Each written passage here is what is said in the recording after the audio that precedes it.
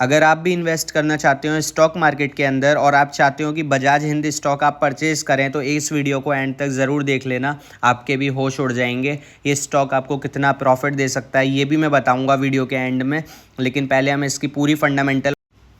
तो जैसा कि आपको पता है कि टिकर टेप एक ऐप है जिसके अंदर हमें पता चलता है कि फंडामेंटल एनालिसिस क्या होती है, एनालाइज कैसे करते हैं हम किसी भी स्टॉक को उस स्टॉक मार्केट के अंदर। सबसे पहले हमें यहाँ पे जाना है और सर्च कर लेना है बजाज हिंद।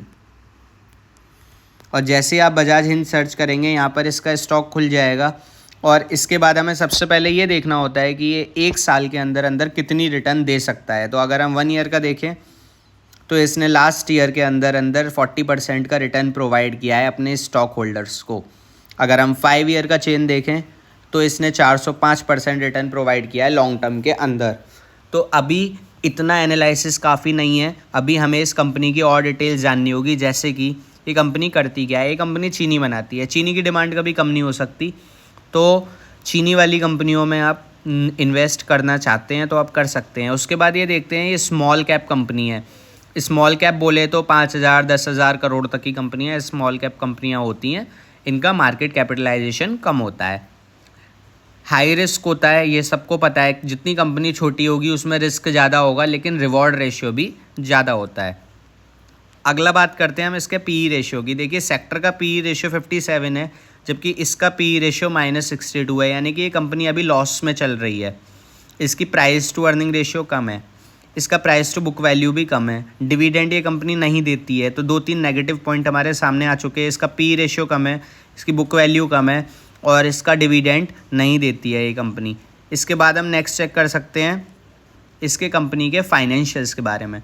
फाइनेंशियल में अगर हम इसका इनकम चेक करते हैं तो 2024 में इसकी जो नेट इनकम है वो नेगेटिव है। नेट इनकम नेगेटिव का मतलब है कंपनी लॉस में है। सेकंड हम इसका चेक करते हैं बैलेंस शीट। बैलेंस शीट के अंदर इसकी टोटल इक्विटी कितनी है। टोटल इक्विटी इसकी है 45,000 करोड़, 4500 करोड़, यानी कि ये टोटल इक्विटी इसकी कम है। तो टोटल इक्विटी भी कम है। और अगर हम चेक करें इसका कैश फ्लो कि कंपनी के पास कितना कैश आ रहा जा रहा है, तो इसका कैश फ्लो अगर हम चेक करें तो इसका कैश फ्लो इंक्रीज़ हुआ है।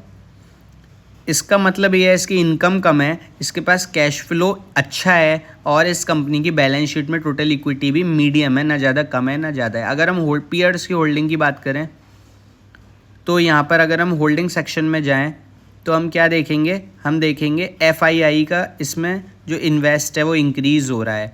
अगर हम देखेंगे टोटल प्रमोटर कितने हैं, प्रमोटर की होल्डिंग, म्यूचुअल फंड की होल्डिंग भी इंक्रीज़ हो रही है और प्रमोटर्स की होल्डिंग कांस्टेंट बनी हुई है। ये एक अच्छा साइन होता है कंपनी के लिए कि इसके प्रमोटर प्लेज नहीं कर रहे शेयर को और इसको बेच के नहीं जा रहे।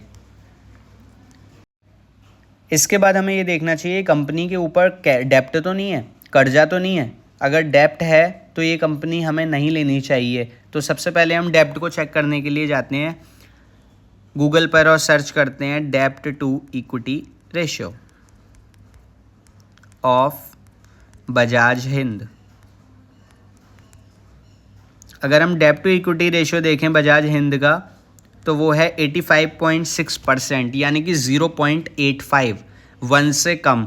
1 से कम का रेशियो का मतलब होता है कंपनी का जो डेप्ट टू इक्विटी रेशियो है वो बहुत अच्छा है, 1 की रेंज में है या 1 से कम है। इसका मतलब आप इस कंपनी में इन्वेस्ट कर सकते हैं अगर आप चाहें तो। मेरी तरफ से कोई रिकमेंडेशन नहीं है, मैं हर बार बोलता हूँ, लेकिन आपने स्टडी किया, इसके फंडामेंटल मीडियम है, ना बहुत ज़्यादा अच्छे हैं ना बहुत ज़्यादा बेकार हैं, लेकिन लॉन्ग टर्म में इस शेयर ने रिटर्न दिए हैं, आगे भी देगा। तो इसका डेप्ट टू इक्विटी रेशियो भी 1 से कम है, इसलिए आप इसकी एनालिसिस कर सकते हैं। तो इसके ऊपर जो रीसेंट न्यूज़ आई हैं, आप मनी कंट्रोल की वेबसाइट पे जाके उसके ऊपर रीसेंट न्यूज़ भी स्टडी। तो मेरी तरफ से यहाँ पर एक एडवाइस रहेगी, अगर आप कोई भी स्टॉक खरीदते हैं शेयर मार्केट के अंदर तो सबसे पहले ये देखिए कि वो कंपनी करती क्या है और उस कंपनी के कॉम्पिटिटिव एडवांटेजेस क्या क्या हैं। वो कंपनी किसी और कंपनी के अकॉर्डिंग जो उस सेक्टर में है, क्या वो उससे ज़्यादा बेटर परफॉर्म कर रही है, और क्या वो मिड कैप है, स्मॉल कैप है या वो लार्ज कैप है।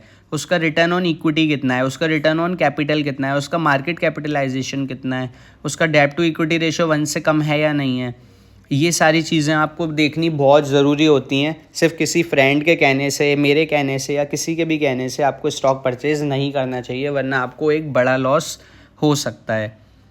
तो thank you guys for watching this video. आज की वीडियो हम यहीं तक रखेंगे। इसके बाद अगली वीडियो में मैं आपको नेक्स्ट शेयर लेकर आऊँगा, हम उसकी एनालिसिस करेंगे। So thank you guys for watching this video and I will see you in next video. Thank you.